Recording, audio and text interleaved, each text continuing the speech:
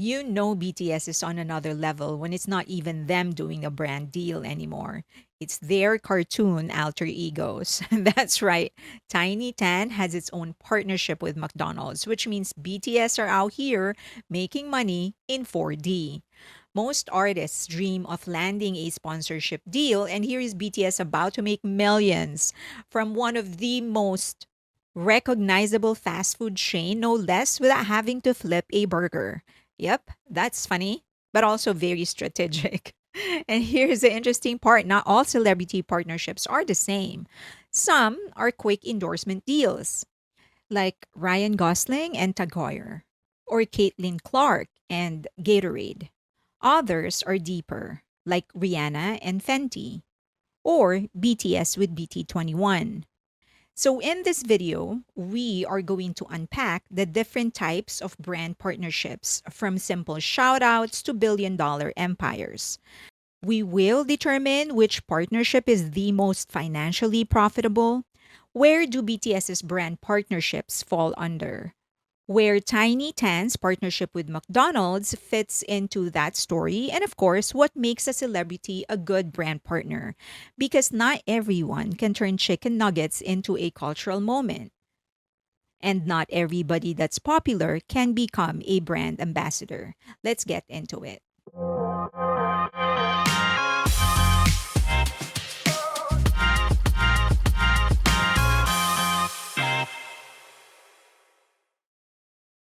The types of brand partnerships. First, not all brand partnerships are the same. They fall into a few categories.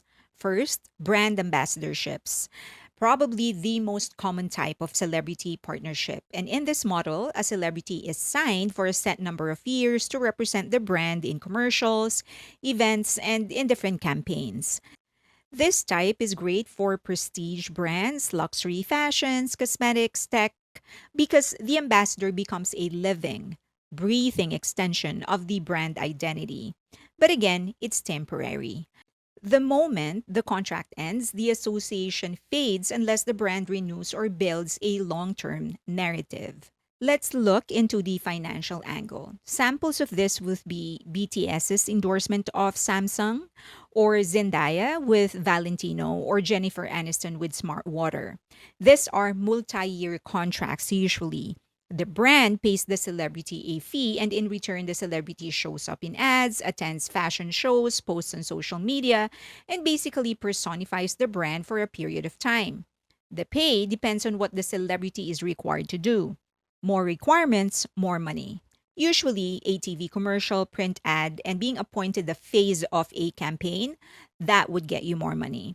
Those who are just invited to appear in events, social media posts get less. Hot tip: luxury brands actually don't pay a lot. Co branding deal. Here, the brand owns the product and the celebrity lends their image and their cool factor. Think Travis Scott's McDonald's meal or BTS's McDonald's meal. They didn't invent a new burger or a new type of chicken nuggets. McDonald's just put their name on the meal, added some limited merch, and suddenly McDonald's was selling out around the world. Another example is Michael Jordan with Nike. Air Jordan is one of the most successful partnership in history, generating billions every year. However, Jordan does not own the Jordan brand. Nike does. He just collects royalty. Huge money, but ultimately still an endorsement model because his inputs are primarily on the design. He doesn't have a lot of inputs on the business side of things. What differentiates Jordan's partnership with Nike and Scott's partnership with McDonald's is the longevity. It evolved into a strategic alliance and the creation of the standalone Jordan brand. This groundbreaking partnership provided Jordan with unparalleled financial stake, including royalties and the share of the brand's success. And he just changed things for athletes because he established a model for athlete driven brands that has had a lasting impact on the sports marketing industry. Let's look at the financial angle. Usually, this involves big upfront checks, sometimes royalties, but usually not sustainable long term. Once the campaign ends, the money stops. Travis Scott McDonald's partnership report suggested that he earned $20 million, 5 million from the meal and 15 million from the merch. A windfall, but it's one and done. Suga's NBA collection also falls under this category. BTS's McDonald's, I will discuss the financial side of this in the members only live stream. Subscribe if you want the details. Michael Jordan and Nike is, as I've said, an exception. His deal was structured with royalties, and today he earns about 260 million a year. But that's rare. For most artists, endorsements are cash cows, not wealth builders. Equity and co creation deals. Then you have deeper partnerships where the celebrity is a co creator and actually owns equity. A great example is Rihanna with Fenty Beauty. She didn't just endorse an existing product. She co founded it with LVMH. Because she has equity, her stake is worth over $1 billion. Her wealth isn't tied to one campaign, but to the company's long term growth. BTS also did this with BT21. They co created those characters with Line, sketching designs, naming them, giving them stories, and also growing them. BT21 is now a full fledged IP, generating hundreds of millions in merchandise sales every year. That's an asset BTS actually has partial ownership in. Very different from a one off endorsement deal. What's the financial angle? Usually smaller money upfront, but massive long term upside in the brand success. Rihanna's stake with Fenty Beauty is now worth over 1.4 billion, making her the wealthiest female musician in the world. BTS X BT21, they designed that and they own the IP with Line. Sales are estimated at hundreds of millions per year, making BT21 a global franchise in its own right. If we ever go to a Line store, usually BT21 occupies at least one floor. That gives you an idea on how much sales they generate compared to other line products. I will discuss this further and in much greater detail in the members only live stream. Hybrid and extension models. Finally, we get unique models like Tiny Tan and McDonald's partnership. This is an endorsement in one sense because McDonald's still owns the product, but it also is an IP extension because it's not BTS themselves, it's their animated characters doing collaboration. This is actually no different from Hello Kitty. Hello Kitty to this day continuously gets utilized by different brands. This Tiny Tan collaboration with McDonald's is beyond genius because it expands BTS's brand reach into new audiences, kids, families, even animation fans who may not be into K pop directly. How many people, how many families are going to walk into McDonald's wanting a happy meal and finding out that there is a toy? Tiny Tan. The brand itself and the product itself will get introduced to this wider market.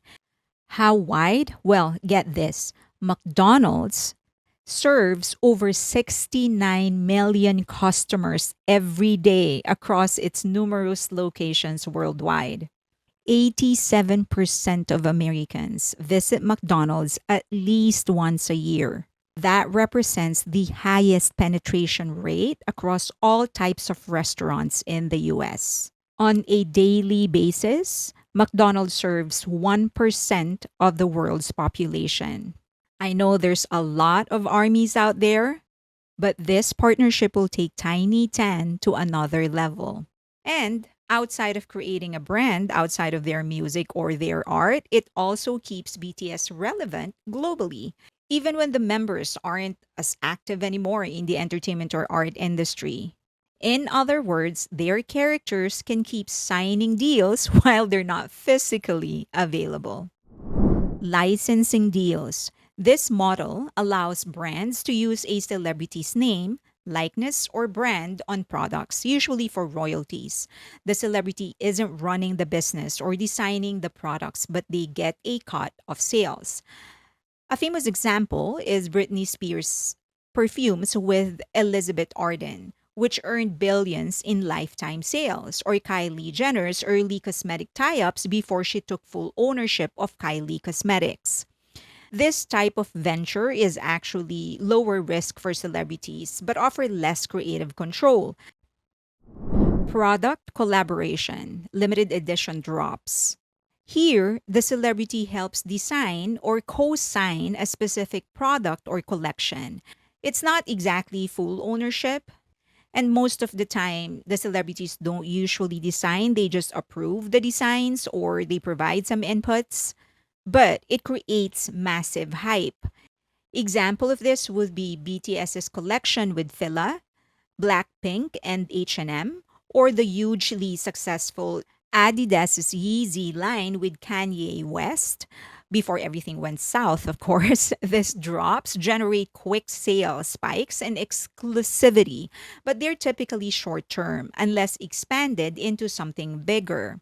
So it is still unpredictable and usually short lived.